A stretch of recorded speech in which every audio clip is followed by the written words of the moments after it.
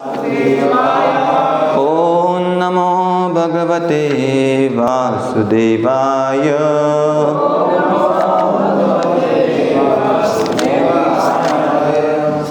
श्रीमद् भागवतम स्कंद 4 अध्याय 7 श्लोक क्रमांक 23 और 24।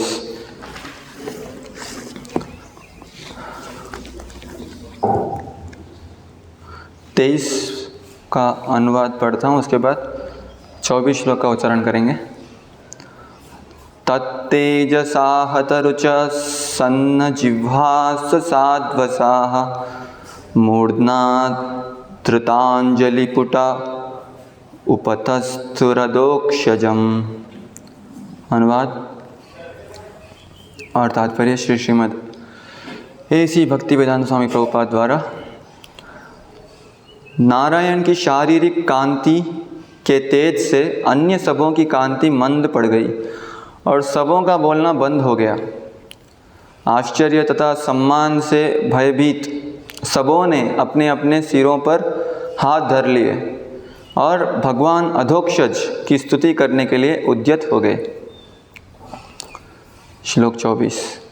शब्दार्थ, अनुवाद और तात्पर्य श्री श्रीमद् एसी भक्तिवेदांत स्वामी प्रभुपाद द्वारा। श्रील प्रभुपाद की जय।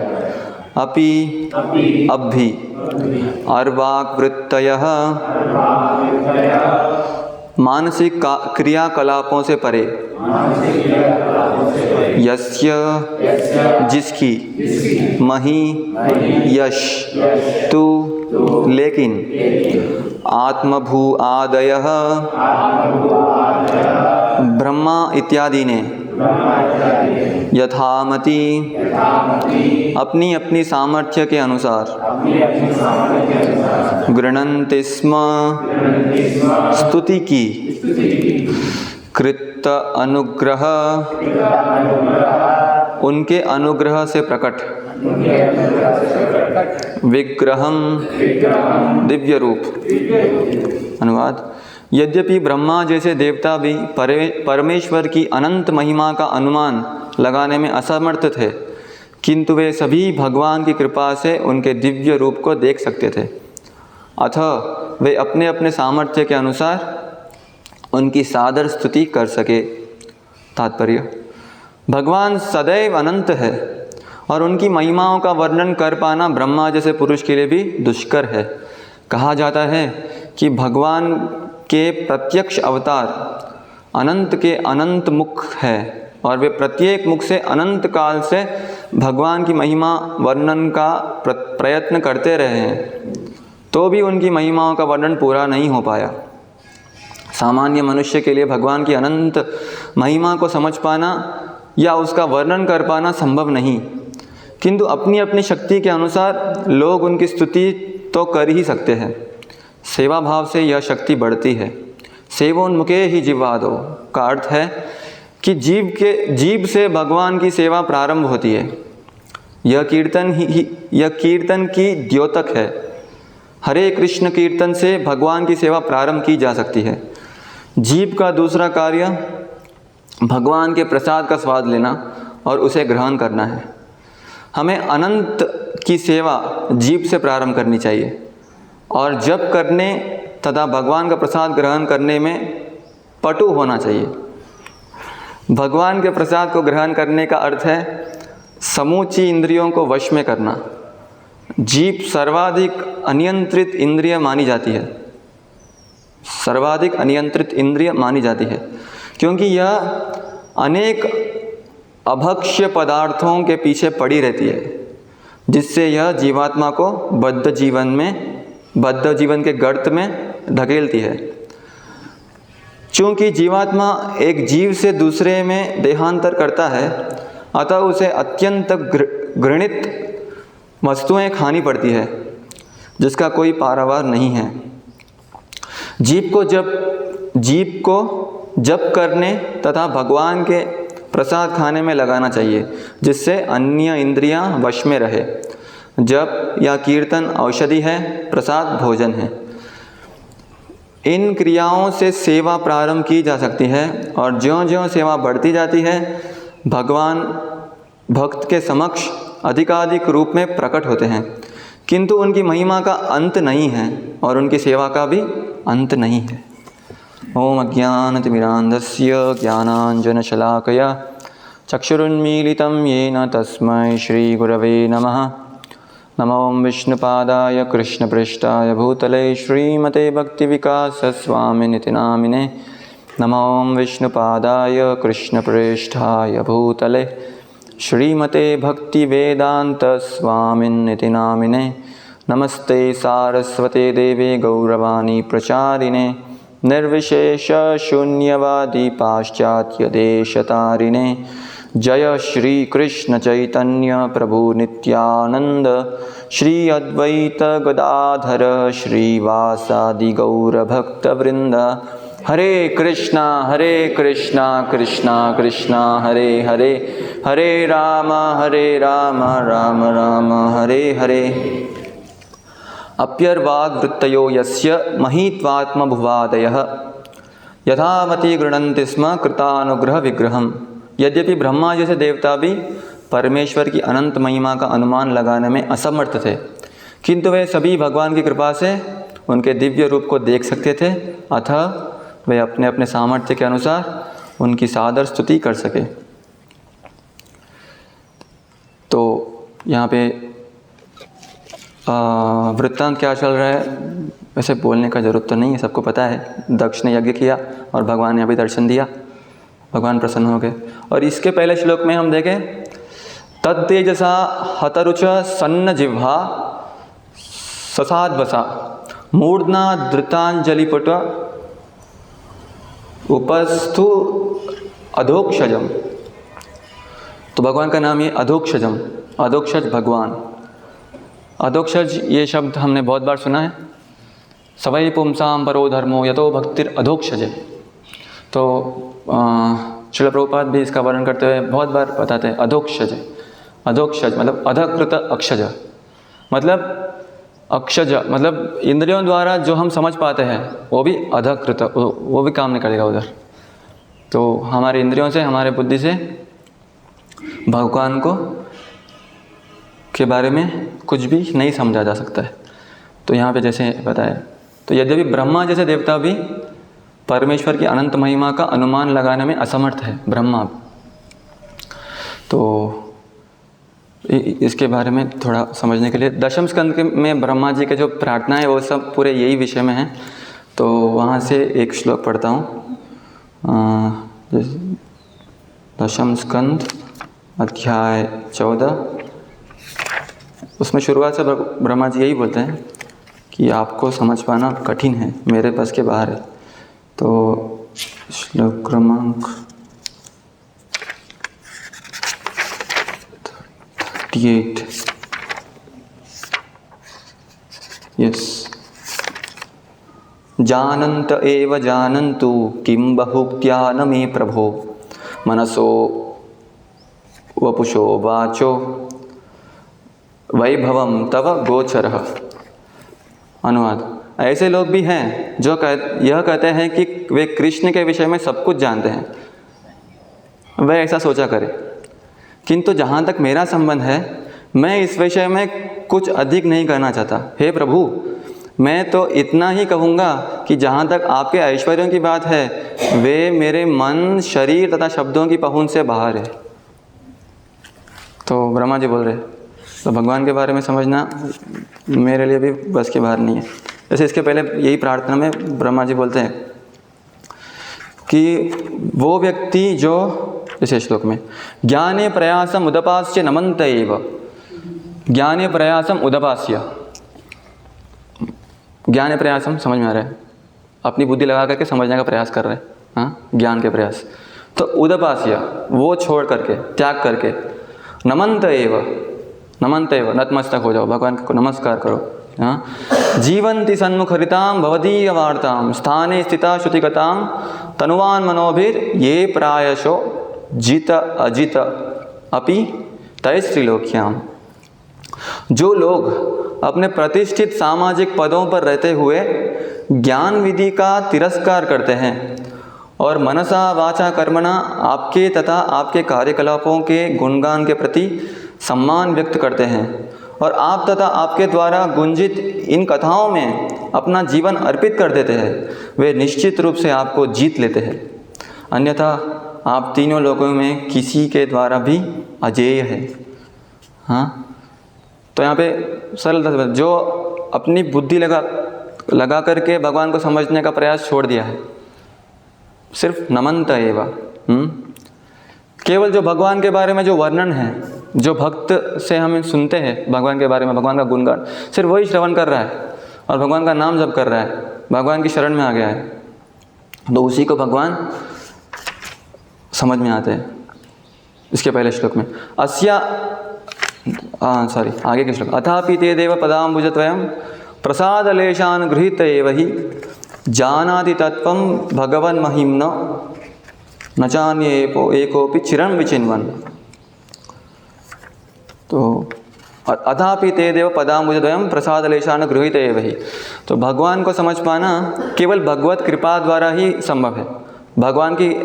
भगवान का जब अनुग्रह होगा तभी संभव है, अपने प्रयास से नहीं होगा। जानाति तत्त्वं भगवन् महिम्नो, भगवान की महिमा का जानना। जैसे एक जगह प्रभुपाद बताते हैं, कौन व्यक्ति बुद्धिमान है? बुद्धिमान वही है जिसको समझ में आ गया कि मेरी बुद्धि से मुझे कुछ समझ में नहीं आएगा, वही बुद्धिमान है। एक बहुत जगह प्रहलाद महाराज के उपदेशों में प्रभुपाद प्रवचन में बता रहे थे। तो ऐसे यहाँ पे देख रहे हैं हम ब्रह्मा जी स्वयं, तो ये 14 चैप्टर ब्रह्मा जी के द्वारा कृष्ण की स्तुति ब्रह्मा जी प्रार्थना कर रहे हैं, तो उसमें यही वृत्तांत है। ब्रह्मा जी, वो लीला क्या थी, ब्रह्मा जी मोहित हो जाते हैं और जब उनको होश आता है, दिमाग बुद्धि आती है, तब भगवान के पास जाते हैं और प्रार्थना करते हैं, क्षमा याचना करते हैं कि आपको समझना मेरे बस के बाहर नहीं, बात नहीं है, मैं नहीं समझ पाऊँगा आपको। तो इस श्लोक में यही वर्णन है। तो ब्रह्मा जैसे देवता भी परमेश्वर की अनंत महिमा का अनुमान लगाने में असमर्थ है। तो ब्रह्मा जी, शिव के बारे में भी आगे आएगा। हाँ, अभी जैसे अभी आया शिव जी का वृत्तांत चल रहा है, और आगे भी चैप्टर 28 4th कैंटो, जहाँ पे रुद्र गीत उसको बोलते हैं, तो प्रचेताओं को शिव जी उपदेश देते हैं, वहाँ पे भी सेम वर्णन आएगा। तो भगवान को समझना कि जब ब्रह्मा, शिव इत्यादि देवतागण भी नहीं समझ पा रहे हैं, तो फिर सामान्य व्यक्ति कैसे समझेगा? हाँ, तो इसलिए भगवान बताते हैं भगवद गीता में, भक्त्या माम अभिजानाति, और उद्धव गीता में बताते हैं भक्त्या एकया ग्राह्य, मतलब सिर्फ भक्ति द्वारा मुझे समझा जा सकता है। और यही विषय भगवान भगवद गीता में हम देखते हैं दशम अध्याय विभूति योग में भगवान बता रहे हैं, नमे विदु सुरगणा प्रभवम न महर्षयः अहम आदिर्हि देवानां महर्षीणां च सर्वशः। न तो देवतागण मेरी उत्पत्ति या ऐश्वर्य को जानते हैं और न महर्षिगण ही जानते हैं, क्योंकि मैं सभी प्रकार से देवताओं और महर्षियों का भी कारण स्वरूप अर्थात उद्गम हूँ। तो यहाँ का तात्पर्य, यहाँ जो हमने पढ़ा तात्पर्य सिमिलर है, तो ये पढ़ सकते हैं। जैसा कि ब्रह्म संहिता में कहा गया है, भगवान कृष्ण ही परमेश्वर है, उनसे बढ़कर कोई नहीं है, वे समस्त कारणों के कारण हैं। तो यहाँ पर भगवान स्वयं कहते हैं कि वे समस्त देवताओं तथा ऋषियों के कारण हैं। देवता तथा महर्षि तक कृष्ण को नहीं समझ पाते। जब वे उनके नाम या उनके व्यक्तित्व को नहीं समझ पाते, तो इस क्षुद्र लोक के तथाकथित विद्वानों के विषय में क्या कहा जा सकता है? कोई नहीं जानता कि परमेश्वर क्यों मनुष्य रूप में इस पृथ्वी पर आते हैं और ऐसे विस्मयजनक असामान्य कार्यकलाप करते हैं। तब तो यह समझ लेना चाहिए कि कृष्ण को जानने के लिए विद्वत्ता आवश्यक नहीं है। विद्वत्ता आवश्यक नहीं है। इससे वो जन्माष्टमी में वो नाटक किया था, उसमें भी डायलॉग आता था, वो क्या आता वो, उसमें यही बोलते हैं कि जब व्यास जी प्रश्न करते हैं कि ये वैकुंठ जा सकता है, ये वैकुंठ जा सकता है, तो जवाब में बोलते हैं कि भगवान को वहाँ पे ये सब वेद ज्ञान, ये अध्ययन का कोई ज़रूरत नहीं है। हाँ, सेम थिंग। तो विद्वता आवश्यक नहीं। बड़े बड़े देवताओं तथा ऋषियों ने मानसिक चिंतन द्वारा कृष्ण को जानने का प्रयास किया, किंतु जान नहीं पाए। श्रीमद् भागवत में भी स्पष्ट कहा गया है कि बड़े से बड़े देवता भी भगवान को नहीं जान पाते। जहाँ तक उनकी अपूर्ण इंद्रियाँ पहुँच पाती है, वहीं तक वे सोच पाते हैं और निर्विशेषवाद के ऐसे विपरीत निष्कर्ष को प्राप्त होते हैं जो प्रकृति के 3 गुणों द्वारा व्यक्त नहीं होता, या कि वे मना चिंतन द्वारा कुछ कल्पना करते हैं, किंतु इस तरह के मूर्खतापूर्ण चिंतन से कृष्ण को नहीं समझा जा सकता। तो भागवत में दशम स्कंद में परीक्षित महाराज यही प्रश्न करते हैं। जब वो वृत्तांत आता है, भगवान अपने भक्त मिथिला के राज्य में श्रुतदेव और महाराज बहुलाश्व को मिलने जाते हैं, उनको दर्शन देने जाते हैं। तब उसके बाद परीक्षित महाराज पूछते हैं सुखदेव गोस्वामी को कि भगवान तो जैसे भगवद गीता में बता रहे हैं, वेदेश सर्वैर अहमेव वेद्य, सारे वेद पढ़ना है तो एसेंस क्या है, उद्देश्य क्या है, भगवान को समझना। तो ये कैसे संभव है? क्योंकि वेदों में क्या वर्णन है, सिर्फ इस भौतिक प्रकृति, ये 3 गुणों के बारे में ही है। जैसे भगवान ही बताते हैं त्रैगुण्य विषया वेदा निस्त्रैगुण्यो भव अर्जुन। वेद में क्या वर्णन है, विषय क्या है, सिर्फ त्रैगुण्य, तो 3 गुणों के बारे में वर्णन है। तो भगवान के बारे में कैसे वर्णन होगा? मतलब भगवान तो बिल्कुल ही इसके अतीत है, ये पूरे गुणों के अतीत है। तो वेदों को पढ़ के भगवान कैसे समझ में आएंगे, इसको कैसे समझे? तो फिर सुखदेव गोस्वामी उसके उत्तर में सुखदेव गोस्वामी वो नरनारायण ऋषि को कोट करते हैं कि यही विषय, इसी प्रश्न को लेकर के नारद मुनि बहुत पहले बद्रिक आश्रम गए थे नरनारायण ऋषि के पास कि वेदों को पढ़ने से भगवान कैसे समझ में आएंगे। फिर नरनारायण ऋषि को जैसे प्रश्न पूछते हैं, नरनारायण ऋषि फिर से बोलते हैं कि यही प्रश्न की चर्चा बहुत समय पहले जनलोक में, वहाँ पे जो ऋषि सब थे, चतुष कुमार, ये सब, वो ये चर्चा कर रहे थे कि वेद को पढ़ के कैसे भगवान समझ पाए। तो उस चर्चा में तो ये वर्णन आता है कि वेद भी भगवान को नहीं समझ पाते। तो इसलिए वेद क्या करते हैं, वो चैप्टर का नाम ही है प्रेयर्स बाय पर्सोनिफाइड वेदस। तो वहाँ वैसे वर्णन आता है। तो वेद अपने व्यक्तिगत रूप, ऋग्वेद, यजुर्वेद, सामवेद, उनका व्यक्तिगत रूप होता है।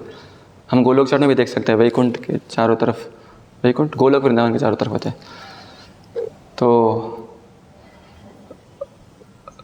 तो वेद जब प्रलय हो जाता है, ब्रह्मांड, सब जीव, सब कुछ भगवान के शरीर में होता है, उनके अंदर, उनके शरीर में होते हैं। तो फिर से जब सृष्टि की रचना होने वाली होती है, तब वे जाके भगवान से प्रार्थना करते हैं।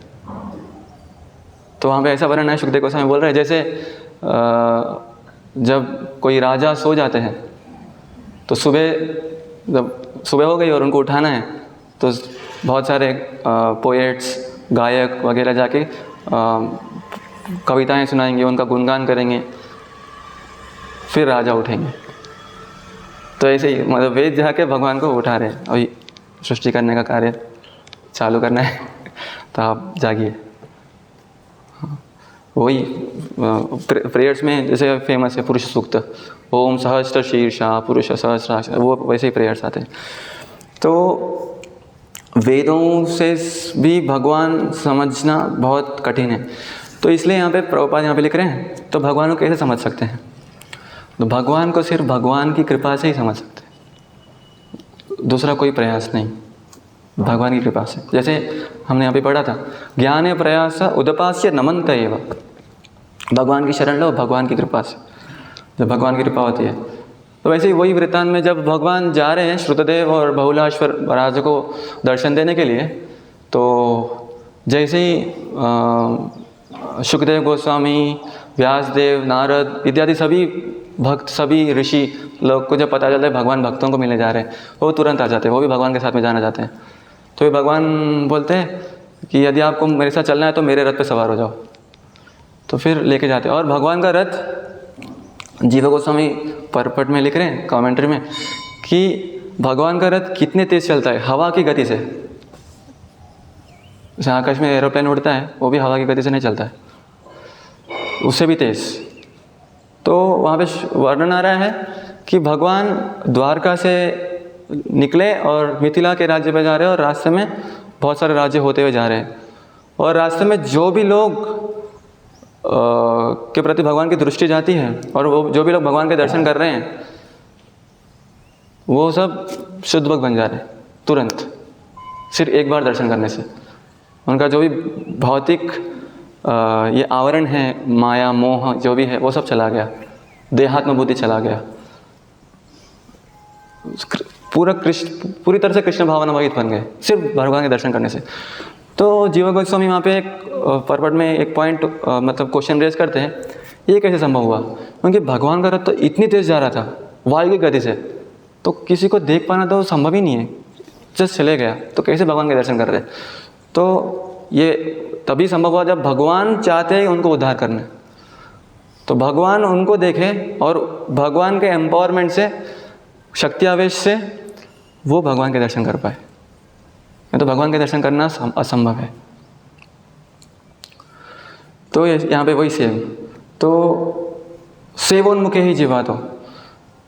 तो भगवान को समझना, यदि भगवान को समझना, भगवान को जानना इस किसी की भी इच्छा है, समझना चाहते हैं, तो पहले तो हमारा जो भी बुद्धि है, हमारा जो भी बल है, उसको बाजू रखो। शक्ति बुद्धिहीन आमी अति दीन, ये भाव में आना है। हाँ, और सेवोन्मुखे ही जीवा दो। स्वयमेव स्फुरत्यद। सो भगवान की सेवा में लगना है, और जिह्वा से शुरू होती है। जिह्वा से शुरू होती है। जिह्वा से कैसे? ये भी बहुत यदि हमें इसको भी सोचे तो विचित्र है।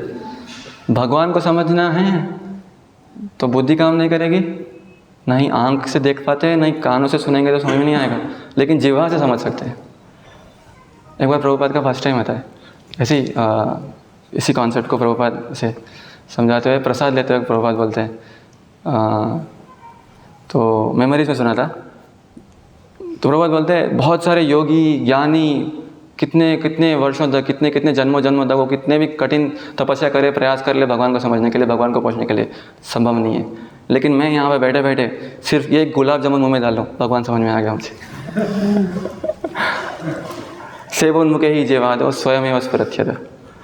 हाँ, तो कितना ये जो विधान है, प्रोसेस, सेवोन्मुखे ही जीवा दो, ये बहुत ही दुर्लभ है। ये हर किसी को नहीं मिलता है, कितने युगों से किसी को नहीं मिला। सिर्फ जैसे हम सुनते हैं कि चैतन्य महाप्रभु इस गोलोकेर प्रेम धन हरि नाम से महाप्रभु लेके आए, और कब आते हैं वो? ब्रह्मा के एक दिन में एक ही बार, जब सहस्त्र युग में सिर्फ एक ही बार। हाँ, और तब ये विधान, हाँ, और सरलता से भगवान को ही नहीं जानते कोई, और भगवान प्रेम बांट रहे हैं। हाँ, तो ये जो हमें मिला है कितना वैल्यूबल है, और हम कितने भाग्यशाली है, ये चीज़ समझना। हाँ, तो कितना सरल विधान है, सिर्फ जीभ से ही भगवान को समझ जा सकते हैं, सिर्फ जीभ से। हाँ, जैसे यहाँ पे प्रभुपाद आगे लिख रहे हैं, क्योंकि जीभ क्या है, जैसे हम हर रोज प्रसाद लेने से पहले गाते हैं ना, तार मध्य जिह्वाति लोभमय सुदुर्मति। सभी इंद्रियां प्रबल है। हाँ, जैसे वो क्या है, सेकंड चैप्टर में आज सुबह चैंटिंग कर रहे थे श्लोक, यदि इंद्रियाणाम ही चरताम यन्मनोनुविधीयते तदस्य हरति प्रज्ञाम वायुर्नाविवावसि। यदि कोई भी इंद्रिय, कोई भी सेंस, आंख कान कुछ भी भोग के विषय की तरफ चला गया, तो वो मन को ही बहा ले जाएगा, मन को ही बहा ले जाएगा। तो ये सभी इंद्रियों में ये जो जिह्वा है, ये सबसे सुदूरमति, मतलब बहुत ही प्रबल है। हाँ, और यहाँ पे क्या बता रहे प्रभुपाद, यदि ये जीभ को कंट्रोल कर ले तो ऑटोमेटिक सब इंद्रियां कंट्रोल हो जाएंगी। और हम देखें उपदेशामृत का पहला श्लोक भी टेक्निकली भी देखें तो करेक्ट मैच होता है लॉजिक।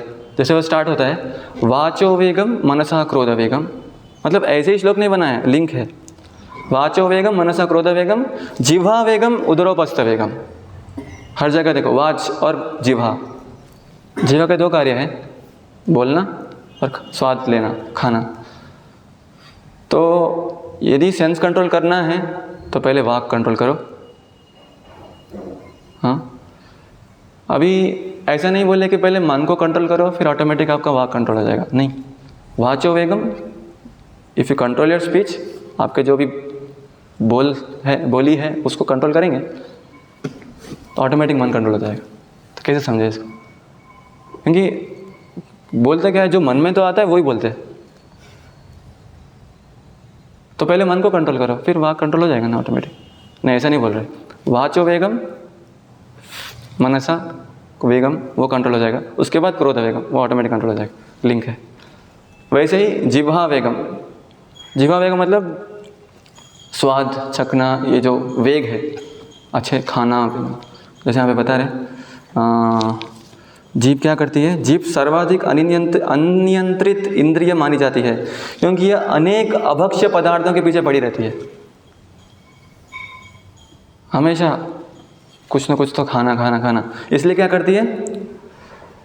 अनियंत्रित अभक्ष्य पदार्थों के पीछे पड़ी रहती है, जिससे यह जीवात्मा को बद्ध जीवन के गर्त में धकेलती है।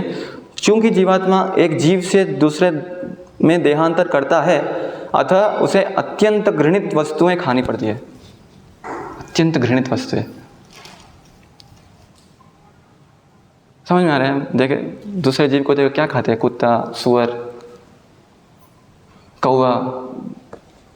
हाँ, तो कैसे वो उस स्थिति में चले गए? जीभ के वजह से, जिह्वा वेगम।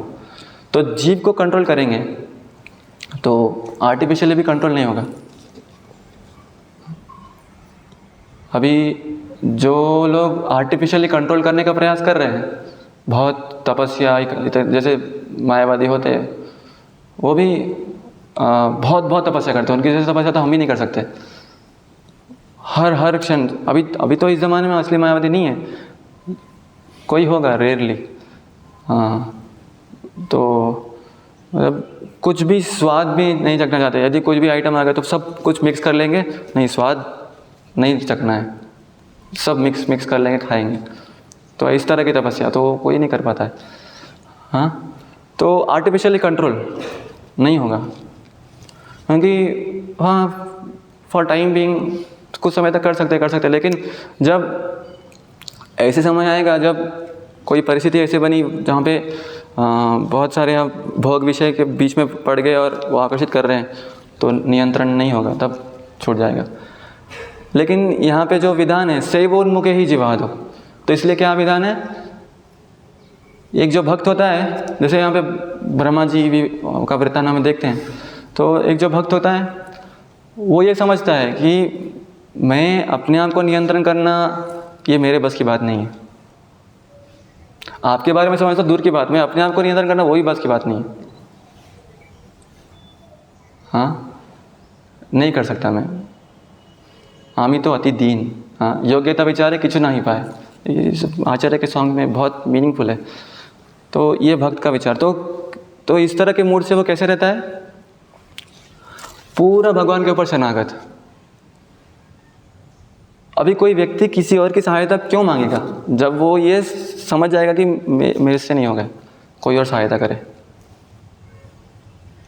हाँ, मेरे से नहीं होगा। लेकिन जब तक मेरे मन में है नहीं मैं कुछ कर सकता हूँ, मेरे में कुछ तो काबिलियत है, तब तक वो भगवान की शरणागति नहीं लेगा। इम्पॉसिबल। जब ये समझ में आ जाए कि नहीं ये मेरे बस की बात नहीं है, तब ऑटोमेटिक भगवान की सहायता लेगा वो। हाँ, तो पूरा प्रोसेस यही है। अभी हम ये जो प्रोसेस है प्रसाद लेना और भगवान का कीर्तन करना, अभी हम श्रवण कर रहे हैं, तो यही प्रोसेस है। ये तो हमें आजीवन करना है। जैसे प्रहलाद महाराज के जो उपदेश वो बुक है, उसमें प्रभुपाद 2nd चैप्टर में वर्णन करते हैं।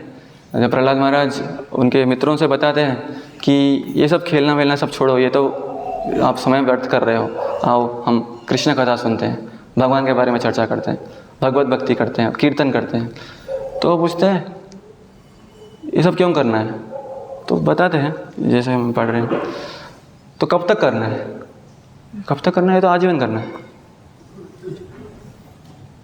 आजीवन करना है। तो आजीवन हम करेंगे तो कर क्या रहे, मतलब ये प्रोसेस क्या है? ऐसा नहीं कि मैं अच्छे से कीर्तन करूँगा और अच्छे से मैं सब कुछ अध्ययन कर लूँगा, सब कुछ समझ आएगा और मैं भगवान को समझ लूँगा। नहीं, इम्पॉसिबल। नायम आत्मा प्रवचनेन लभ्यो न मेधया न बहुना श्रुतेन। भगवान को आप कितने बड़े बड़े पुस्तक पढ़ लो और प्रवचन दे दो, नहीं समझ में आएंगे। बहुत श्रवण कर लिया, बहुत लेक्चर सुन लिया, समझ में नहीं आएगा। नहीं, बिल्कुल नहीं। तो कैसे समझ में आएगा? यमे वैश वृणते तेन लभ्यस तस्यैष आत्मा विवृणते तनुम स्वाम। किसको समझ में आएगा? जिसको भगवान ने चुन लिया है। वही पॉइंट है, जिसके ऊपर भगवान की कृपा, भगवान चाहते हैं कि ये मुझे समझे, तो उसको समझ में आएगा। तो भगवान कब चाहेंगे? भगवान किसी को कैसे सिलेक्ट करेंगे? हाँ, तो वही तो प्रयास है। तो हम जो कर रहे हैं साधना, जो भी हम सेवा जो भी कर रहे हैं, जो भी आजीवन हम करेंगे, तो जीवन भर क्या प्रयास है कि किसी न किसी तरह भगवान की दृष्टि मेरे तरफ है। यही नहीं कि मैं अच्छे से जप करूँगा और एकाग्र होकर के करूँगा, अच्छे से सेवा करूँगा और मैं I will reach perfection. No, कभी नहीं होगा। ये प्रयास यही है कि भगवान की कृपा या भगवान मेरे तरफ देखे। हाँ, जैसे प्रभुपाद इसी विषय पे एक प्रवचन में बता रहे थे, जैसे हम हर रोज़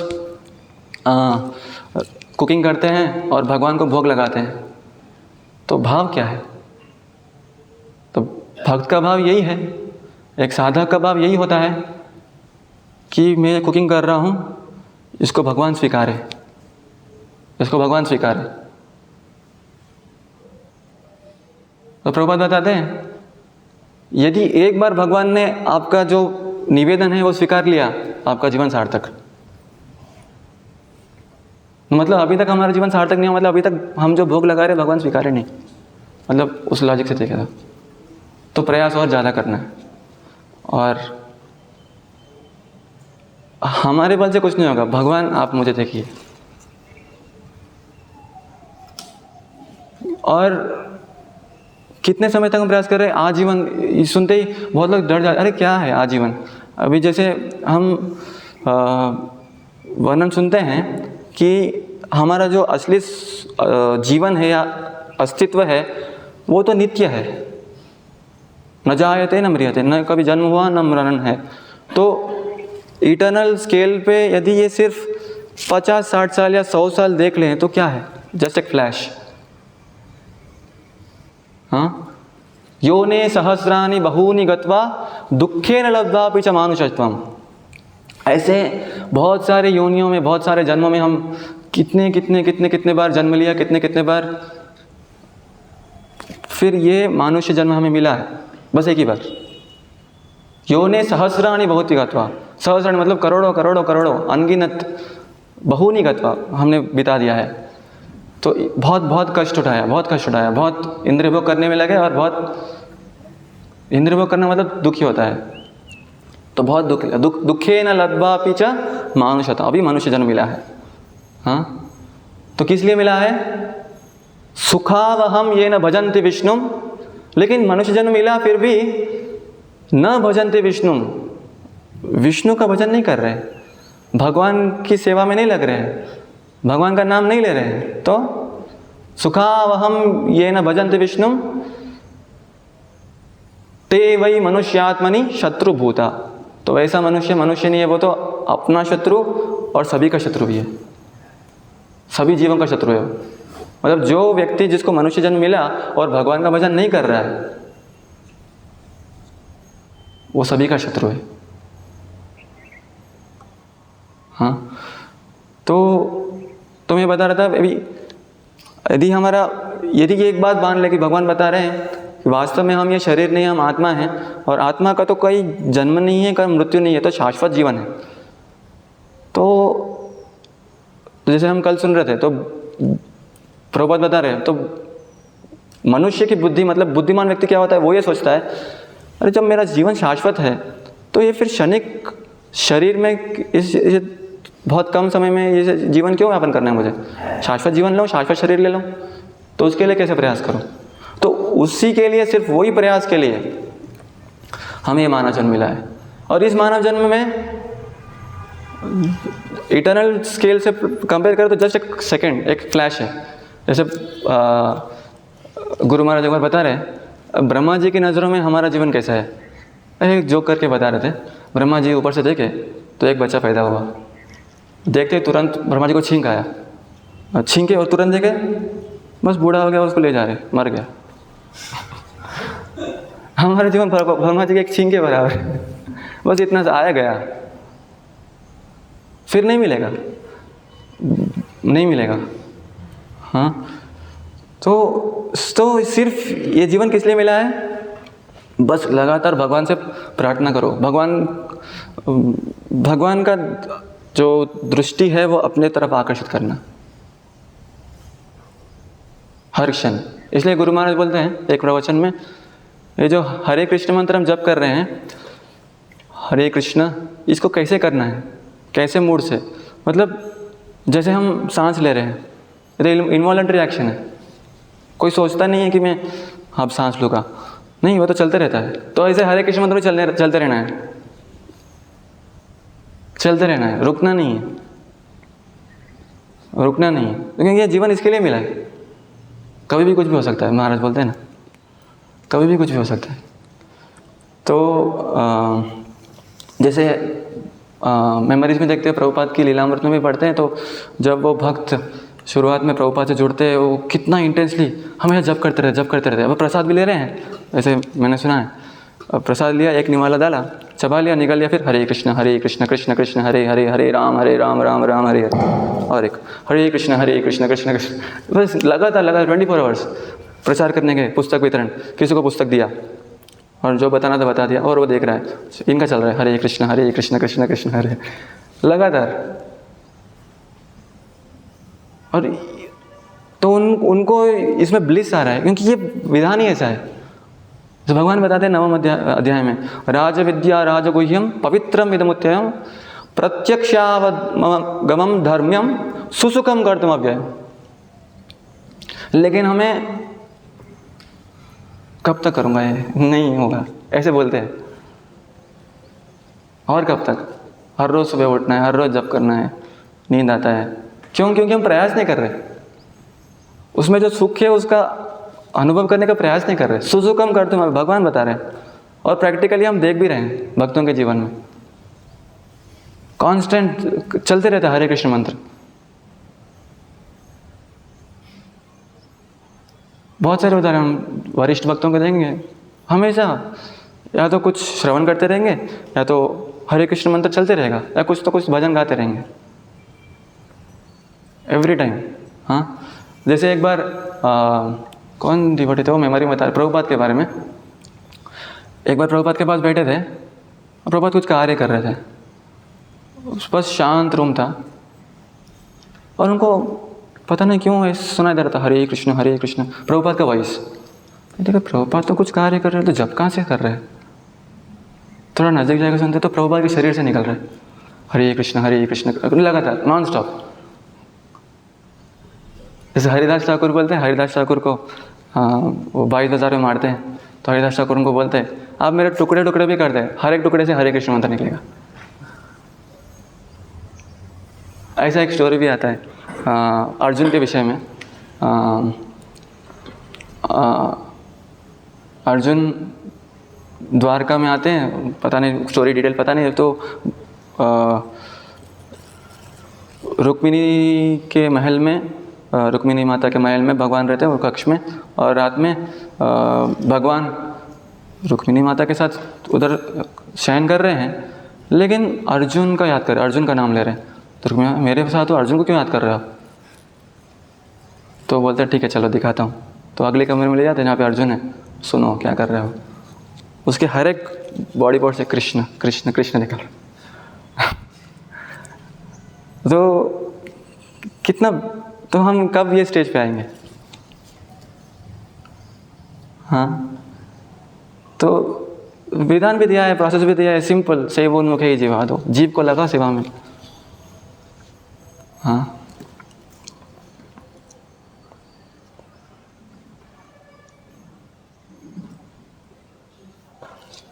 और यहाँ पे भगवान बताए थे, और अर्जुन भी इसी बात को बोल रहे हैं। जैसे भगवान बताए कि मुझे समझना, कोई देवता कोई नहीं समझ पाता है, तो अर्जुन जब सुनता है आगे यही बताता है। जब वो बताता है परम ब्रह्म परम धाम पवित्रम परमं भवान पुरुषम शाश्वतम दिव्यम आदिदेवम अजम विभुम आहुस्त्वाम ऋषयः सर्वे देवर्षि नारद सदा असितो देवलो व्यास स्वयं चैव भविष्य में स्वयं सर्वमेतदृतं मन्ये यन्मां वदसि केशव नहीं ते भगवन् व्यक्तिम विदुर्देवान दानवा। हे कृष्ण, आपने मुझसे जो कुछ कहा है उसे मैं पूर्णतया सत्य मानता हूँ। हे प्रभु, न तो देवतागण न असुरगण ही आपके स्वरूप को समझ सकते हैं। तो फिर कैसे समझें? तो ये श्लोक में परपण प्रभा लिखते हैं। तो ये 2 लाइन, अब ये सर्वमेतदृतं मन्ये यन्मां वदसि केशव, इसका मीनिंग एक हो गया, हे कृष्ण, आपने मुझे जो कुछ कहा है उसे मैं पूर्णतया सत्य मानता हूँ। ओके, फिर नेक्स्ट लाइन, नहीं ते भगवान व्यक्तिम विदुर्देवान दानवा। हे प्रभु, न तो देवतागण न असुरगण ही आपके स्वरूप को समझ पाते हैं। दोनों का रिलेशन क्या है? आप जो बोल रहे हो वो मैं पूर्णतया सत्य मानता हूँ, ना ही देवतागण ना ही असुरगण आपको समझने में समर्थ नहीं है, वो लोग नहीं है, मतलब समझ नहीं पाते। तो दोनों में रिलेशन क्या है? तो परपण प्रभा लिखते हैं रिलेशन यही है। तो भगवान को कैसे समझ सकते हैं? अर्जुन एग्जाम्पल सेट कर रहा है, जो भी भगवान बता रहे हैं उसको पूर्णतया स्वीकार करो। भगवान को समझने का दूसरा उपाय नहीं है, भगवान अपने बारे में बता रहे हैं, उसको स्वीकार करो, समझ जाओगे। ये एक पॉइंट इसमें। ठीक है, टाइम हो गया। हरे कृष्णा। किसी का कोई प्रश्न है तो बोल सकते हैं।